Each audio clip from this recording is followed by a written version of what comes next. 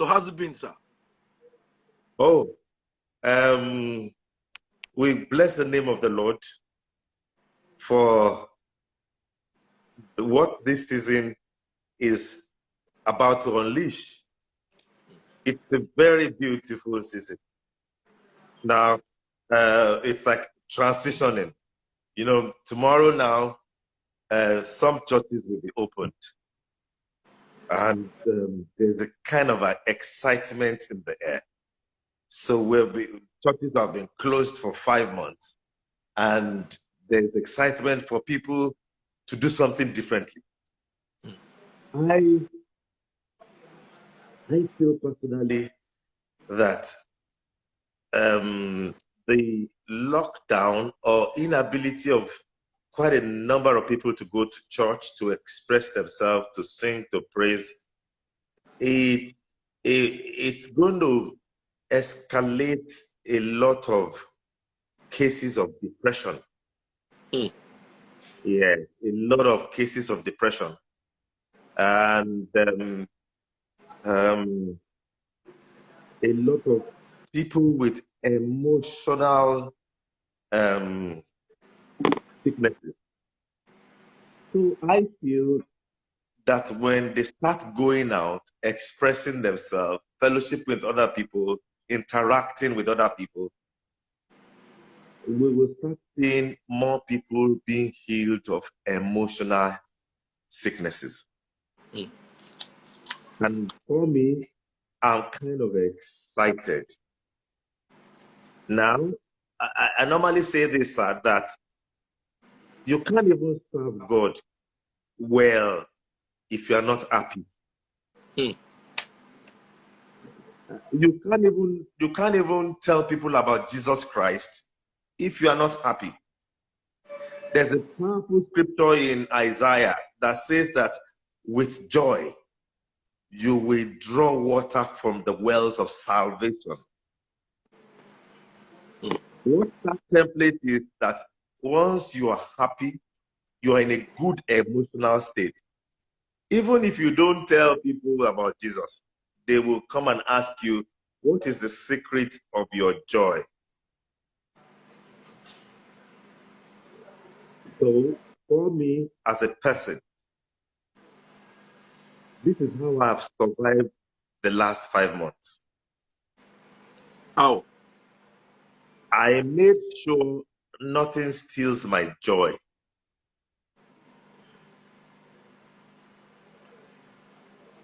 How do you mean? The Bible says that, cast me not away from thy presence, O Lord. Take not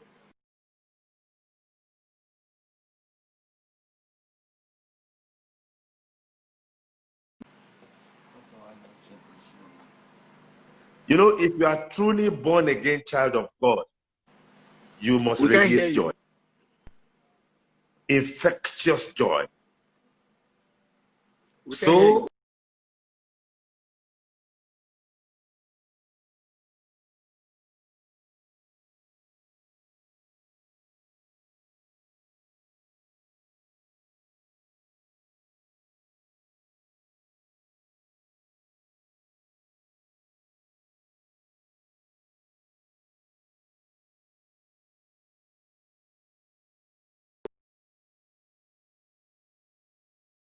he became guilty. That how can a man that is a man that was a man after my own heart? We can't hear you. Can you hear me, sir? No, we can't. Maybe you should change position a bit. Okay. But you can go ahead. Okay. What about, can you hear me now? Yes, we can hear you.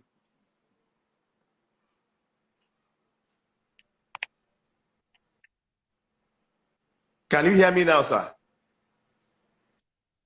Yes, we can. Okay.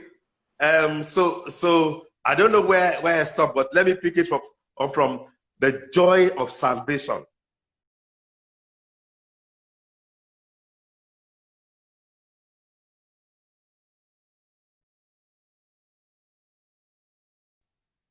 you have the capacity to radiate joy.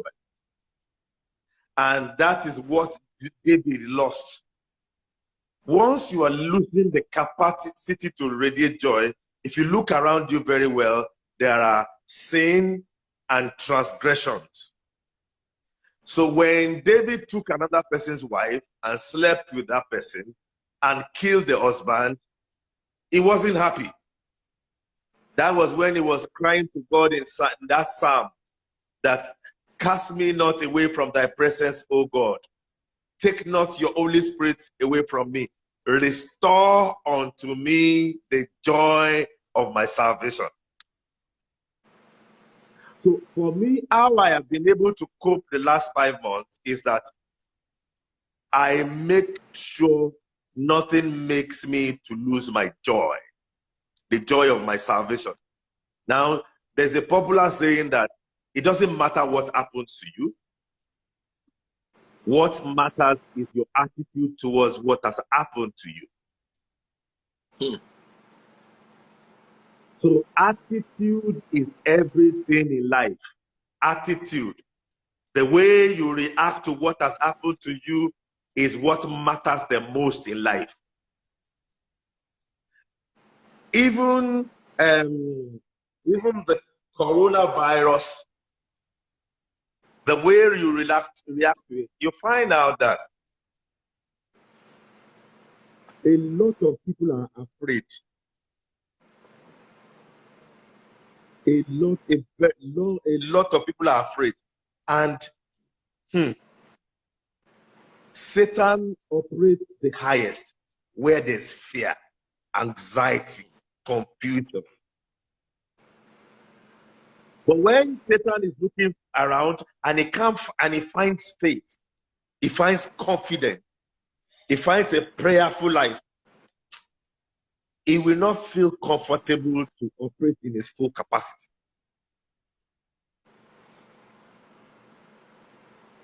So let me come back to the fact that joy is an attitude. Joy. And I know you will ask me later that why did I choose to use my 51st birthday anniversary? Yeah. To celebrate my dad, James Adekunle OJELABI. Yeah. Now, as I grow older, I begin to appreciate the fact that I cannot be me if my dad did not give birth, dad and mom, my parents did not give birth to me.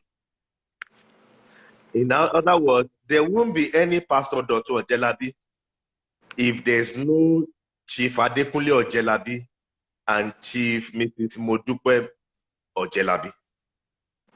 So I begin to value and appreciate the sacrifices they have made so that I can become me.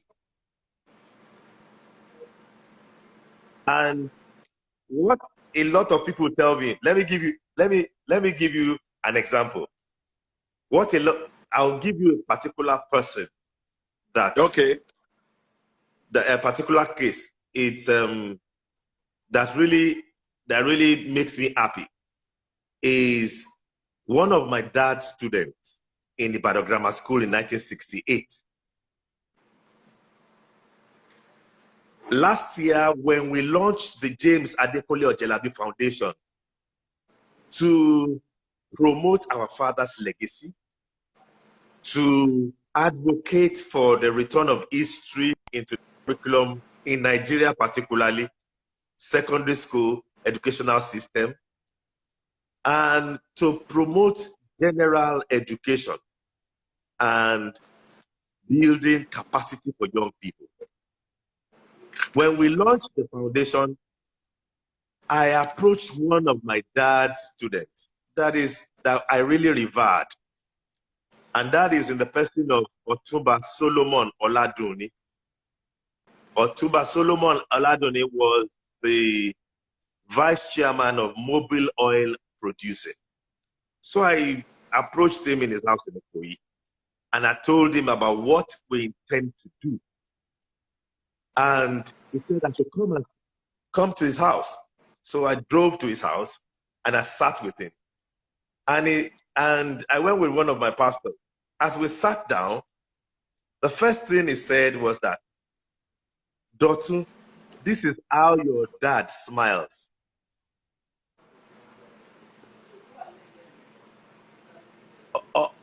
Dr. Shea, you know, a lot of people call me smiling pastor, but it's something that I inherited. I wish you knew my dad, my late dad. Exactly this way I smile. He has a natural, permanent smile. So it's in the DNA. So it's the first thing he told.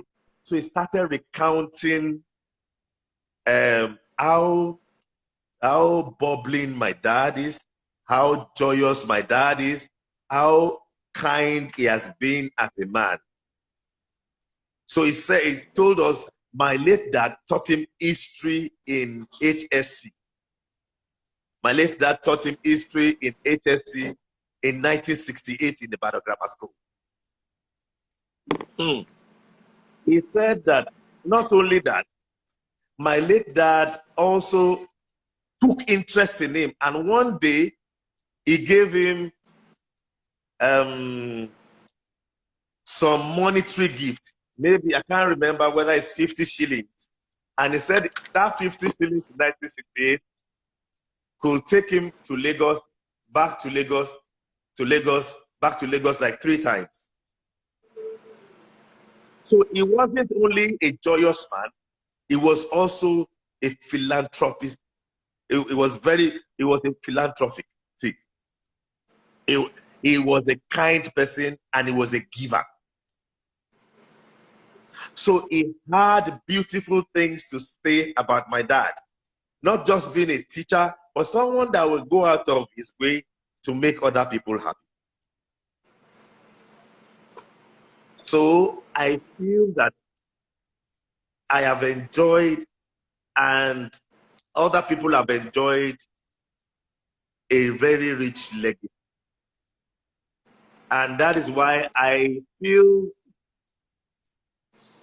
Monday, August 17th, should not be Dr. OJELABI Day, but James Adekunle OJELABI Day.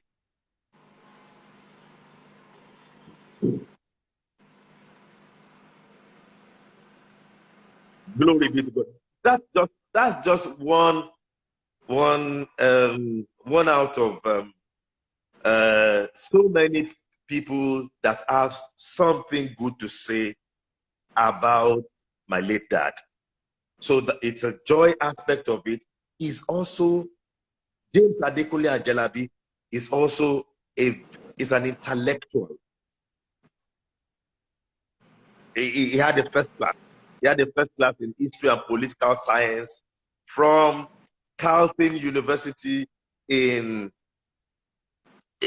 Canada.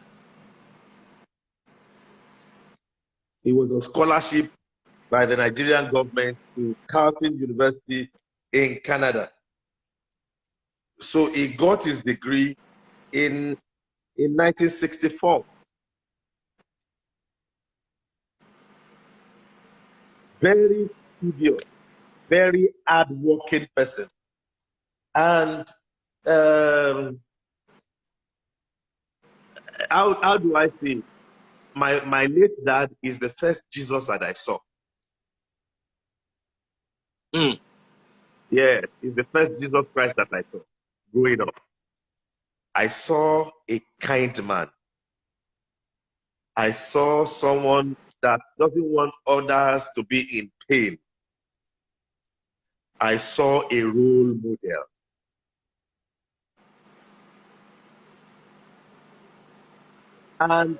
And you won't believe, throughout, so he lived a good life. He lived an exemplary life. And I'll tell you, I've said it in many circles that, how I wish I have I can feel his footsteps. I can feel his shoes. But the more I try to, the more I discover that his shoes are too big. In accomplishment, in the way he lived his life, in terms of impact, in terms of influence. I don't know how to put it, but all my life, the name Adekunle Ojelabi has always opened the door for me. All my life. So I feel that it's an obligation now, not even only to push a noble cause of preserving its legacy, restoring history back into the curriculum, empowering young people to know where they are coming from so that they can appreciate where they are going. There's a popular saying about history that if you don't know where you are coming from, which is your history, you won't be able to appropriate your future. There is no future if you don't know your past. And also as a nation, if you don't know your past, that how tribes are related, then there will be ethnic conflicts. And I can tell you authoritatively that when people understand how ethnicity are related, then they will learn and how their forefathers have lived together without rancor and acrimony. Then they will learn in future that, oh, we are all brothers. There's no reason to fight. That is why the theme of this particular first year anniversary of James Adekunle Ojelabi Foundation is history as a catalyst for peace and national development. History as a catalyst for peace and national development. That is our theme for this symposium that is happening on 17th of August. The symposium will be on Zoom, and it's also going to be at the Jogo Center in Ibadan, opposite Liberty Stadium. And what we are going to be discussing, we have many speakers, notable speakers, is using history as a catalyst for peace and national development.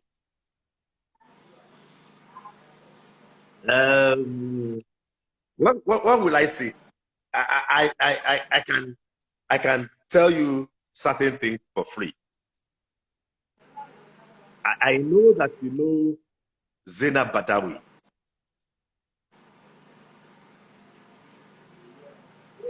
Dr. Seye, can you hear me? I can hear you. Okay. I know that you know Zainab Badawi of BBC. Zainab Badawi of BBC. This is what she sent me an email because I invited her to join us for the event. And this is what she wrote. I'm going to read it for you from the email. Zainab Badawi. And we are going to read it on that day for everybody to hear. But this is like a sneak preview. Zainab Badawi said, the textbook on West African history by your late father,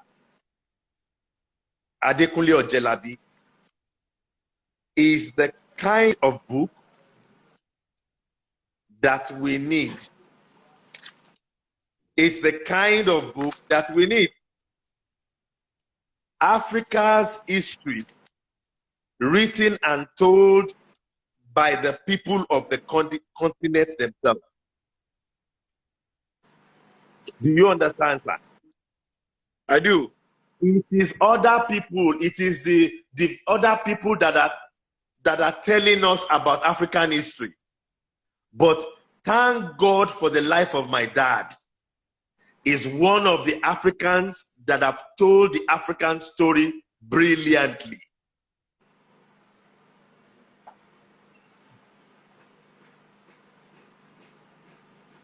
And this is what Zena Badawi said. I'm still reading.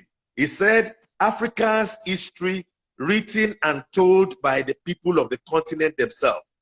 He said, the voice of African historians has been for too long being occluded both on the continent and on the world stage. And it is critical that we ensure we have proper chronicle of Africa's long history from the perspective of Africans. Mm. I rate that very high. Yeah. Now, can you see the other dimension is that Africa must tell their own story by themselves. When you look at the international media, they have nothing good to talk about Africans. And even in this book, my dad spoke about that. Hmm. Even in the textbook of West African history, my dad spoke about this. The fact that Africans are not given chance to tell their own stories.